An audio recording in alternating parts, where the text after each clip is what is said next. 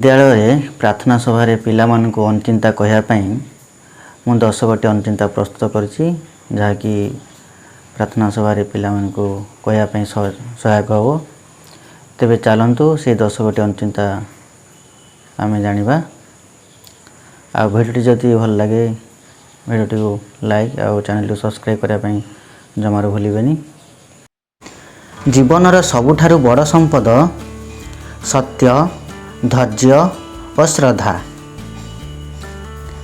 ଯେଉଁଥିରେ ପ୍ରେମ ଅଛି ସେଠି ଭଗବାନ ବାସ କରନ୍ତି। ଭଲ କାମ କଲେ ଫଳ ତୁରନ୍ତ ମିଳିନଥିଲେ ମଧ୍ୟ ନିଶ୍ଚିତ ଦିନେ ମିଳେ। ଦୁଃଖରେ ମଧ୍ୟ ହସିବା ଏକ ସତ୍ୟ ସାହସ। ଜ୍ଞାନକୁ ବାଣ୍ଟିବାରେ ତାହା କମେ ନାହିଁ, ବୃଦ୍ଧି ପାଏ।